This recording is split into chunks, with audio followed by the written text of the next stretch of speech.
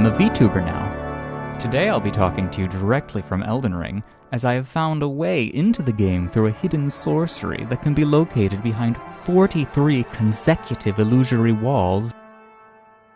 The only speed bump is you have to die. This is no geomancer. This is creamier, raunchier, filthier by far in every way. It is a perverse mirror of life. Death! It corrupts each mechanic with which it interacts, and defies convention to its wielder's dismay. In structuring this build around the central theme of death-based magic, I tried to stay as closely within the confines of that idea as possible, only branching out to some glintstone spells as glue to seal the whole thing together. So, evidently, all of the death sorceries were on the table, and I also permitted the Godslayer incantations, as they're basically diet-destined death. Anything associated with Malekith is also available.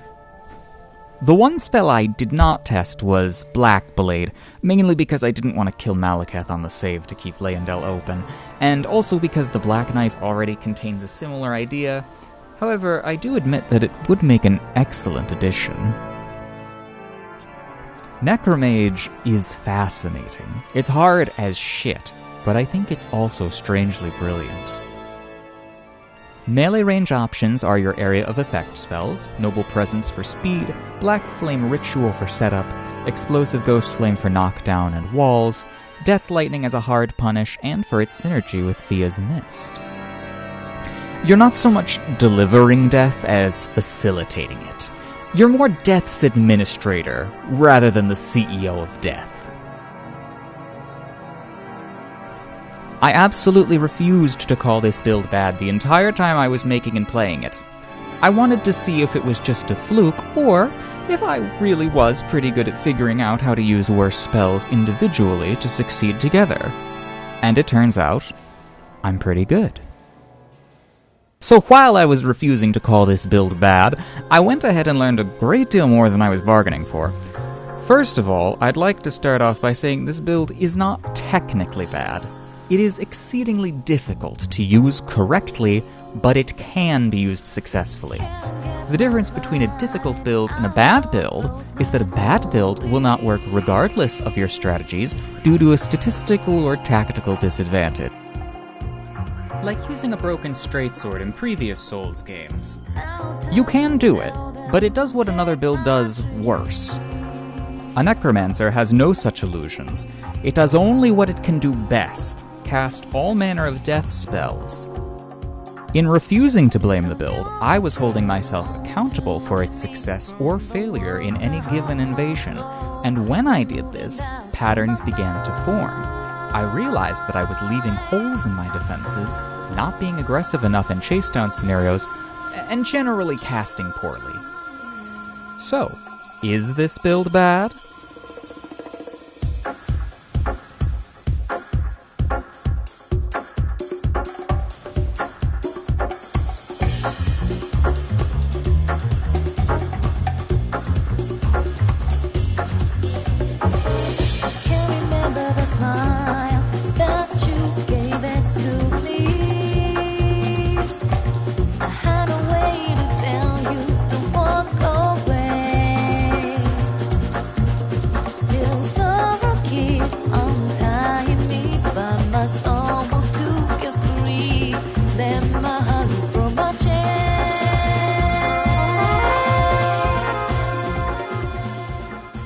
Not exactly.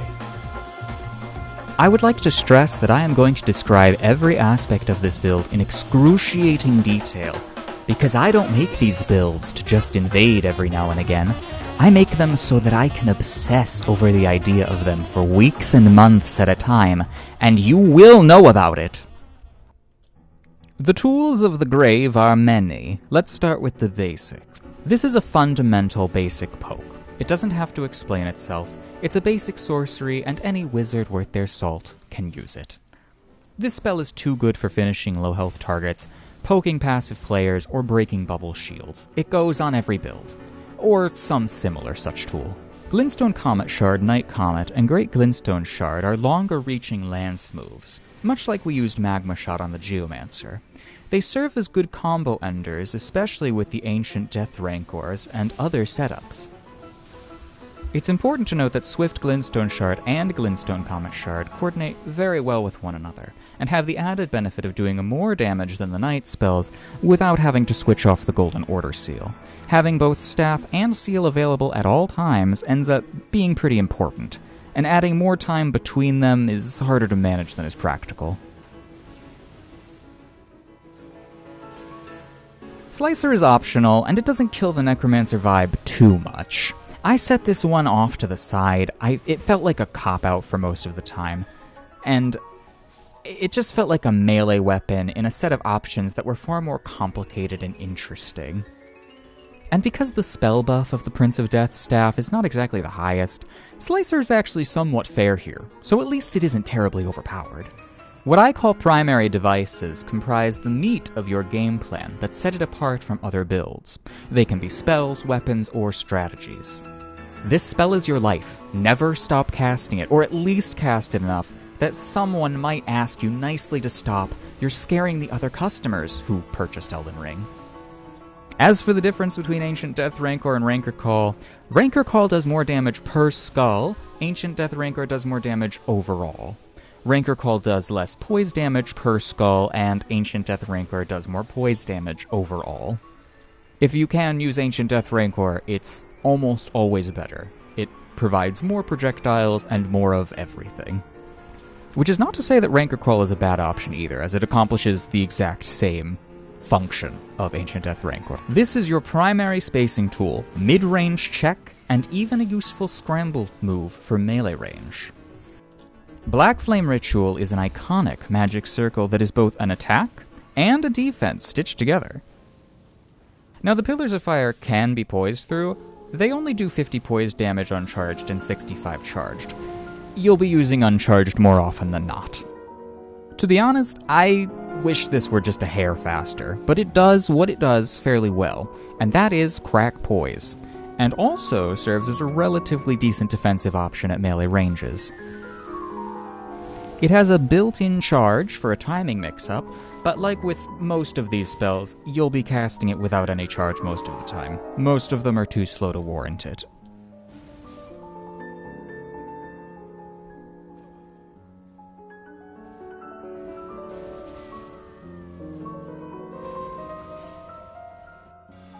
I was going to put this in the niche options, but I use it too much. The Cloud is a nearly perfect, opaque veil that lasts about 7 seconds. For 7 seconds, your actions cannot be seen. You can still lock on and be locked onto, but they will have to guess if you are about to cast a spell or not. Sometimes it will cloak your spells so well that they cannot be dodged in time. The Deathblight buildup is slow, but it's still a threat that has to be respected at some point. No one wants to get death-blighted, so putting it in places that are difficult to run through makes the Cloud even more eminently threatening. Death Lightning is just straight up incredibly strong. It is not a fast spell, but you can time it to go off as you are being approached. Additionally, you can mix up the timing by holding the charge, not that I would recommend doing that very often. The lightning damage on this is incredible, to the point that if you were to buff it with the lightning physic, it could easily one-shot most phantoms and hosts at meta. But you didn't come here to learn how to one-shot, did you? No indeed. The truth strength of this is merely powerful burst damage, as well as clouds of Deathblight that linger and synergize with Fia's Mist.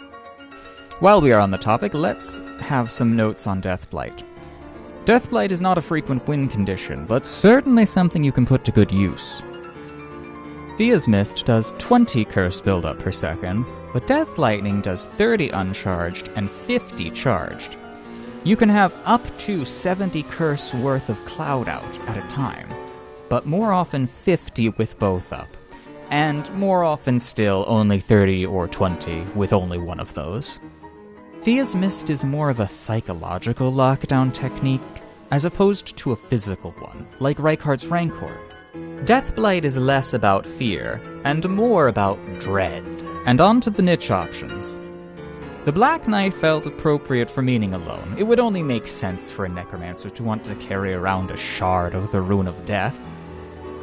But in earnest, the weapon art can combo from Ancient Death Rancor or Rancor Call, and it's a further bonus on top of everything else to have that debuff applied. The Sword of Night and Flame is really not a necromancer's sword so much as it is a faith-in sword. You might as well consider this for its insanely strong Ash of War. It's like adding 2 more spells to your kit. The Ash of War is somehow easier to dodge than even some of the death sorceries, so do with that what you will. Tibia's Summons is a nice ranged check that has quite good tracking. It has an unusual method of checking for where to trigger, much like Briars of Punishment. Inclines tend to stop it, and declines tend to let it pass over, so it's best when cast from above, even if slightly. Can you walk out of range as it goes off? Yes. Though, it is admittedly hard to tell where the skeletons are coming from on the receiving end. The easiest solution is to just roll forward, but there's a chance someone rolls into one of the hitboxes. I've gotten a kill with it, so it must do something right. The point is that it demands a response from an incredibly safe distance, so for that alone, it has some use. Explosive Ghost Flame is a knockdown that goes through walls. This is somewhat special, but also true of any large enough bullet hitbox. Either way, it is a particularly potent poke due to its higher than average damage and knockdown property. This will make opponents hesitant to run in on you if they know you are in a room or behind a corner, which saves you a little FP in the long term. It can be used to knock people off platforms, you can use it to shut down long jump attacks, the possibilities are there. As long as you use it in a situation where the end lag won't matter, then you're fine. I have never seen a smaller fireball hitbox in my entire life. This one's a boot for me at least, but I have seen it used well properly by other wizards. When I have a fireball, I at least want a decent, chunky splash that makes it reasonable to land at range from neutral. Every time I cast this, I feel like I'm being lied to. About the hitbox. I've hit maybe 2 people with this thing, and I probably am just bad at free aiming it. Honestly, I think it works better at melee range than at the ends of the visual effect. If you hit it, it does big damage, but you do have to land it first. There is aggressive play, there is defensive play, there is spamming, and there is mashing. But above all of these, there is proactive play, which is the proactive use of spells to put opponents on the defensive while protecting yourself simultaneously. Geomancy gives you a rudimentary, easy-to-pick-up version of this. Necromage requires tighter control of your FP and character all around. It is better to cast a spell first and have a hitbox active than to wait and try to punish an attack that may not ever be coming. Let's talk about something I don't hear much. When to go for your Baja Blast. Everyone knows you have to be well out of range to go for some Sunny D, but what of the Baja Blast? Well, seeing as how no one in their right mind would Estus at full health, and your opponent can see your health bar, the best time to chug your FP may just be when you are at mid-range from an opponent and you are at full health. If you can make them whiff an attack, sometimes you can even drink a blue flask right in their face. Additionally, you have plenty of spells to deter aggression on the Necromage especially, so by setting one of those up near the end of your blue bar, you give yourself a seamless transition into more casting. Strafe casting is less complicated than it sounds, but it elevates caster gameplay from pretty good wizard build to coming for Merlin's wig. Essentially, you want to run to an unpredictable position, then cast immediately before stopping, because you want to give as little indication as possible. This is especially useful when you are baiting an attack. You dash out of range of the swing, turn, and cast. Pivoting especially is a seriously useful turn and burn. You can turn and burn in as many ways as you have spells. The most essential of these being Strafe Glintstone Shard. In Dark Souls 3, it was usually advantageous to run up to a half circle around your opponent before casting a soul arrow just outside of their weapon's R1 range. Likewise, to speed up your hands and your overall gameplay, you can run before you cast, and immediately after. And if you run out of stamina, crouch and stand after casting. Players who use this technique well are Lepista Nebularis, Affinity, and Book of Matches. The best way to describe it is that for me, a mage is a bullet hell, but you can only be a bullet hell for a limited amount of time in one invasion. So you turn the bullet hell on and off until someone dies or you force them into a corner. Sometimes flickering it like a strobe light. Sometimes going on long stretches of inactivity, or you burn through 2 bars in 30 seconds. And hey, if you have to burn FP for 20 continuous spells, then that's what you have to do. It's what your build is made to do best. But more than anything, you must be mindful of the purpose of each bullet you fire, because you aren't getting them back. All costs of FP have to accomplish something, even if they completely miss the target. Sometimes you have to threaten to maintain proper spacing, and sometimes you can do without it. When in doubt, establish threat, maintain safety. The other thing about bullet hells is that they are not one-sided. If there is someone firing bullets, then the bullet hell visitor must be there to dodge the bullet. There are only a few truly undodgeable spells in Elden Ring, a sad conclusion, as good as it has been for the magically inclined. But it is not the case that mages overwhelm an opponent into impossible situations automatically. For every spell, there is the entire action ability of the other player to dodge, attack, aggress, or wait. As for direct strategy, there aren't any true combos or guaranteed setups I can give you that will truly deliver victory on a silver platter. This isn't an arc build after all. If you're looking for an easy win, I think you've been watching the wrong video, my friend. Like and subscribe anyway, please. But what I can provide for you is some important concepts for casting, and all playstyles when done right, situational context, and picking strong positions. Situational context governs what you choose to do, when, where, and why. You're surrounded by 3 enemies? You roll and run away to safety, or you pick a large area of effect attack. Enemies are unaware of you? You prepare to douse them with spells. The foes are aware of you? Then choose spells that control the space around you to provide some cover and deter aggressive options.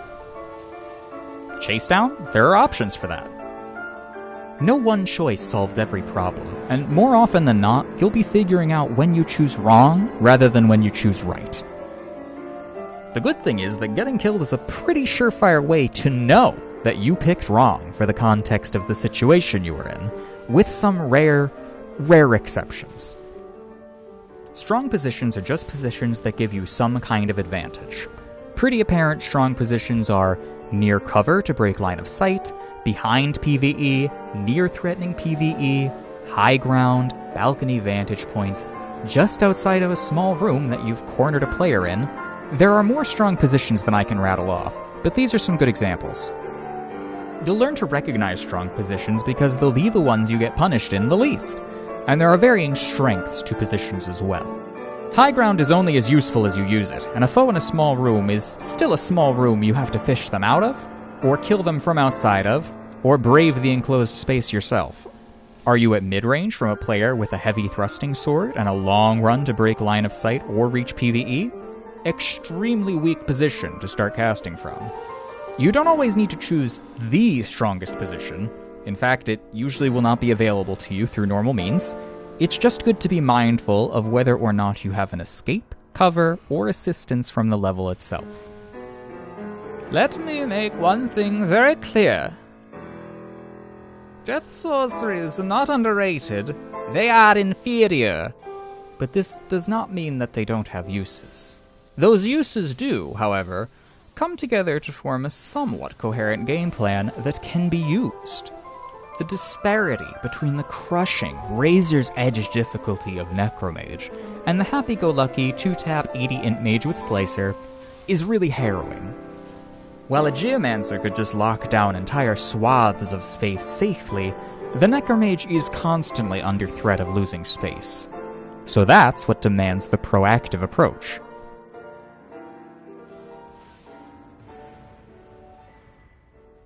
And what of the duels?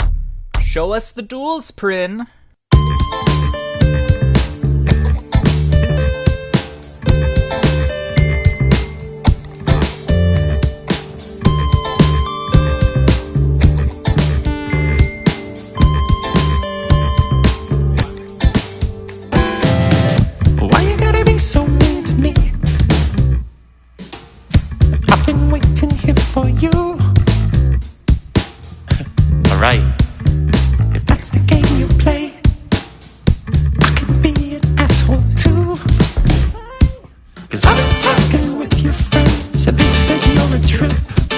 They said that you manipulated me. Ooh. And I'm experienced with that. I see it all the time. And if it stays between us, I think it's fine. But every dollar I've ever spent has been nothing but a waste. Because money can't buy happiness and it can't reverse your age. And money sure as hell won't fix your face. And you won't ever love me until you love yourself.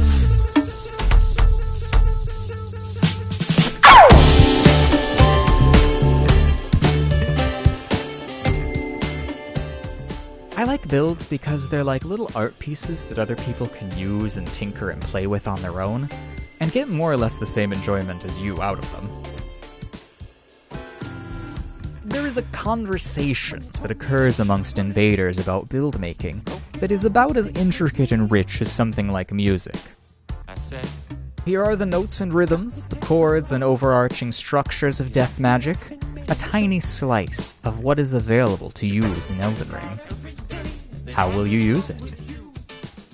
I intend to thank Felicificity, No Name Tryhard, Rofo the Germ, Labista Nebularis, and countless others who were supportive and kind and helpful during this entire process.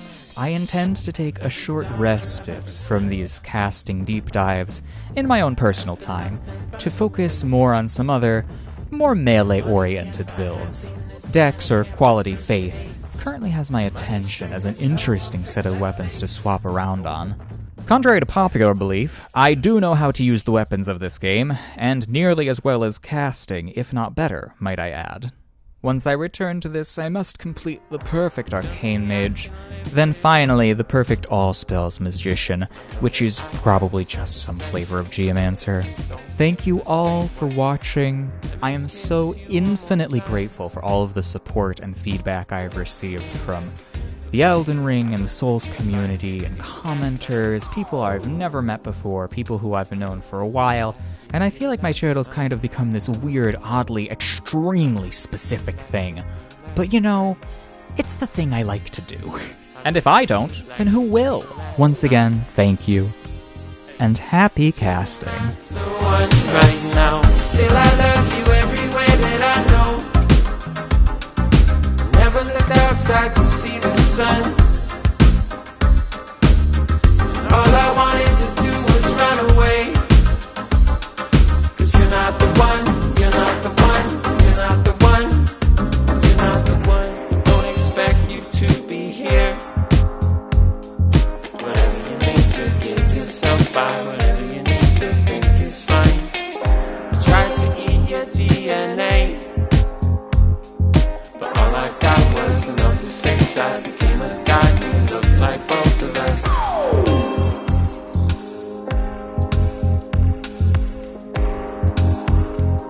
And I became a guy who looked like both of us.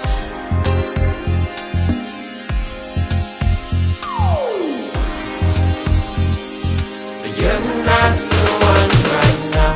Still I love you everywhere that I know. I never looked outside to see the sun. And all I wanted to do was run away. 'Cause you're not the one, you're not the one, you're not the one, you're not the one.